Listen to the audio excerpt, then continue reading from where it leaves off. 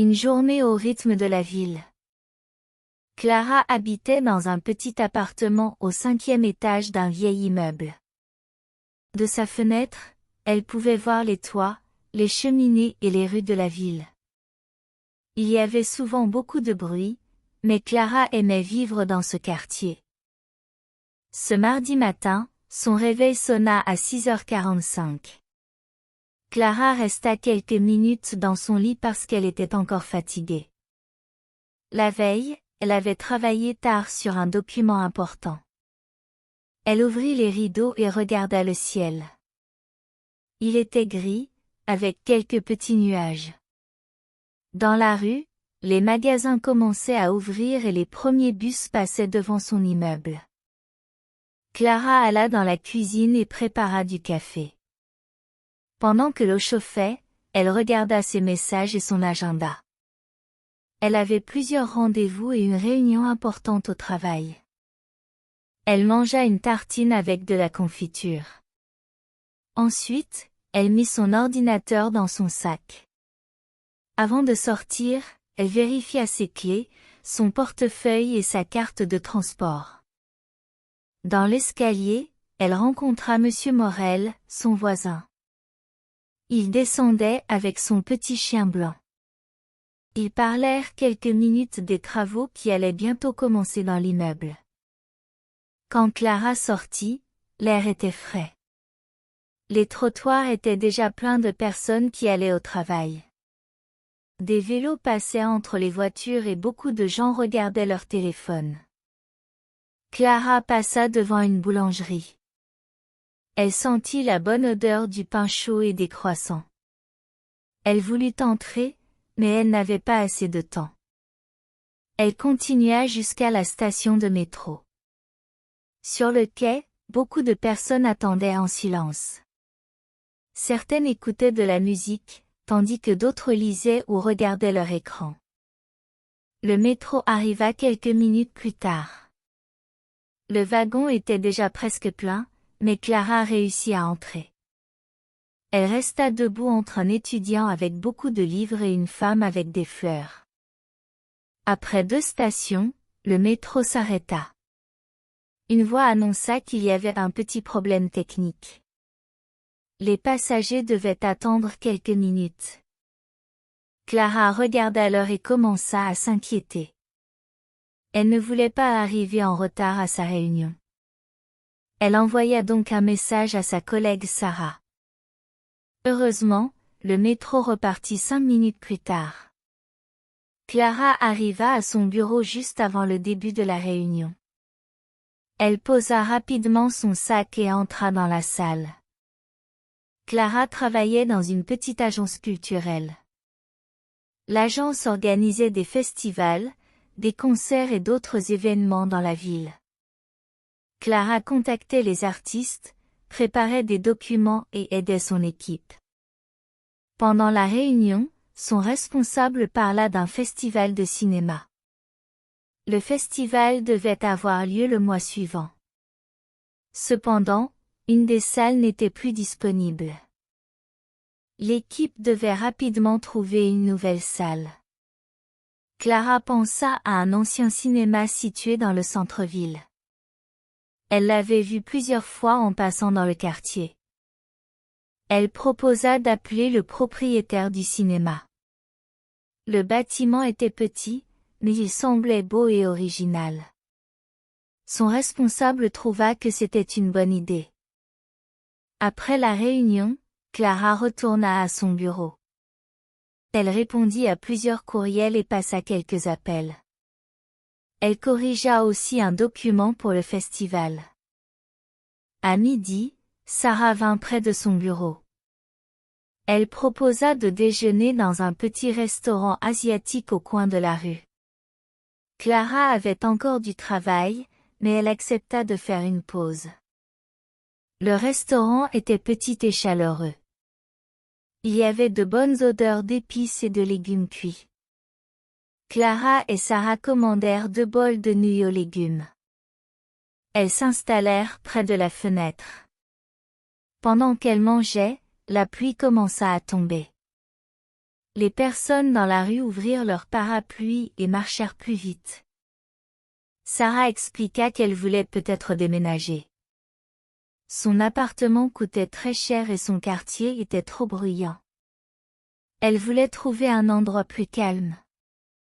Clara comprenait son amie, car la vie en ville était parfois difficile. Les loyers étaient élevés, les rues étaient bruyantes et les transports étaient souvent pleins.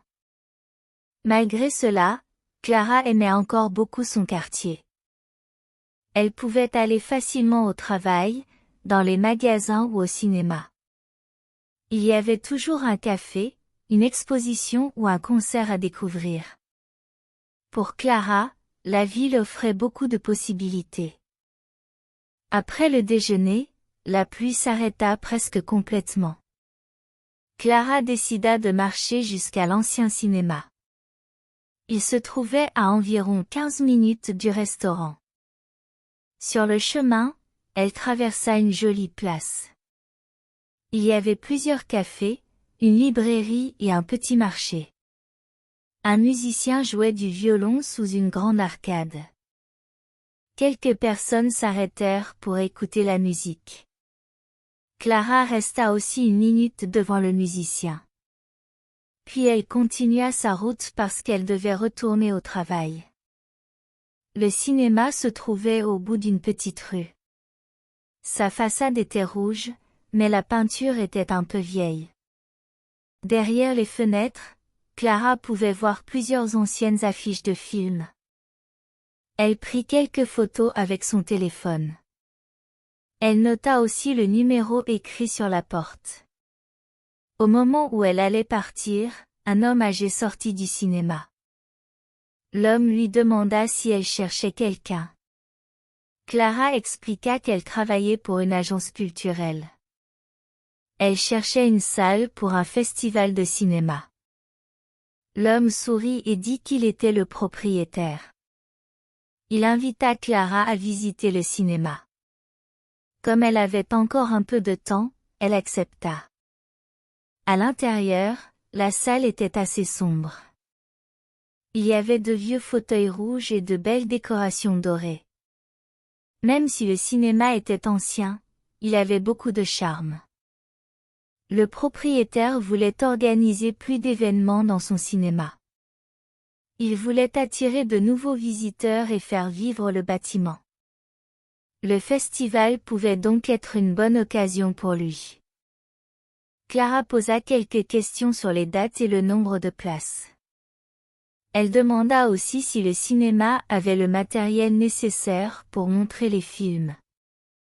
Le propriétaire répondit qu'il pouvait préparer la salle. Avant de partir, Clara organisa une nouvelle visite pour le jeudi suivant. Son responsable pourrait venir voir le cinéma avec elle. Clara était très contente de sa découverte. Elle retourna au bureau et montra les photos à son équipe. Tout le monde trouva le cinéma intéressant. Clara commença ensuite à préparer un budget pour le festival.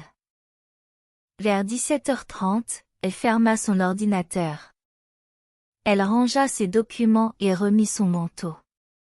Sa journée de travail était enfin terminée. Avant de rentrer, Clara devait aller à la poste. Elle voulait envoyer un petit colis à sa sœur. Malheureusement, il y avait une longue file d'attente. Devant elle, un homme avait oublié de remplir un document. Clara attendit donc plusieurs minutes. Pendant ce temps, elle répondit à des messages et prépara sa liste de courses. Quand elle sortit de la poste, le ciel était plus sombre. Les lampadaires commençaient à s'allumer. Clara entra dans une petite épicerie près de chez elle. Le propriétaire du magasin la reconnut et lui dit bonsoir. Clara acheta des tomates, des pâtes, du fromage et du basilic frais. Elle voulait préparer un dîner simple et rapide. Sur le chemin du retour, son amie Emma l'appela. Emma proposa de prendre un verre dans un café du quartier. Clara était fatiguée, mais elle accepta de la retrouver. Le café se trouvait sur une petite place sans voiture.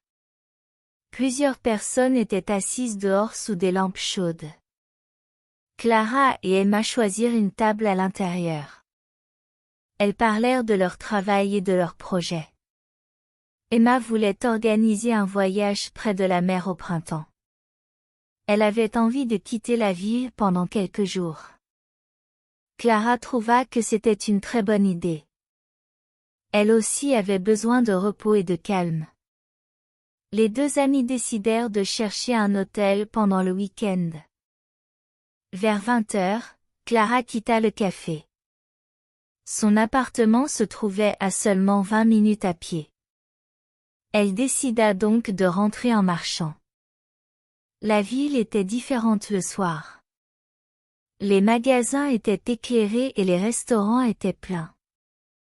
Clara entendait des conversations, de la musique et le bruit des scooters. Les lumières se reflétaient sur les trottoirs encore humides. Clara marcha lentement et regarda les bâtiments autour d'elle. Elle aimait cette atmosphère calme et vivante à la fois. Près de son immeuble, elle vit une jeune femme avec un téléphone. La femme cherchait une adresse et semblait perdue. Clara lui indiqua la bonne rue. Quand Clara rentra chez elle, elle posa ses sacs dans la cuisine.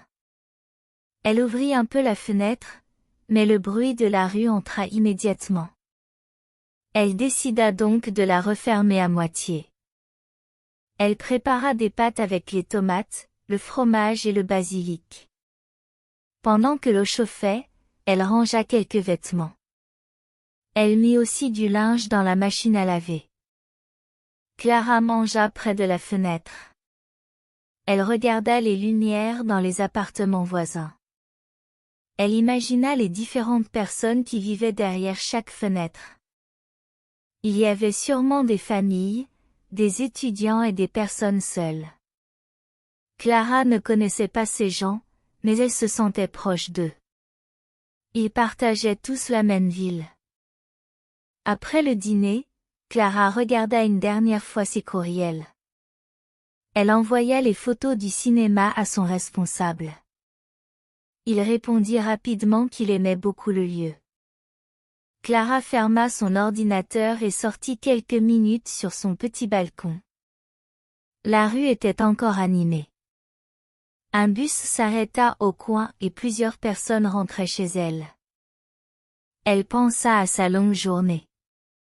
Elle avait pris le métro, travaillé, déjeuné avec Sarah et découvert un ancien cinéma.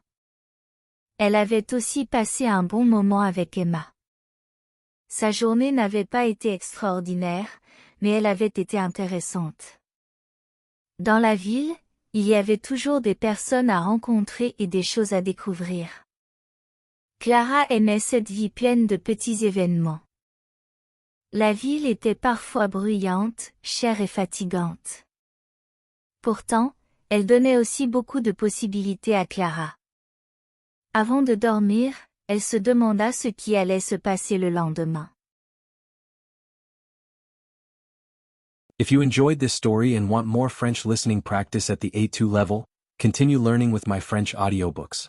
Enjoy clear, engaging stories designed for learners like you, wherever and whenever you want to practice. Click the link in the description to choose your next audiobook and keep improving your French.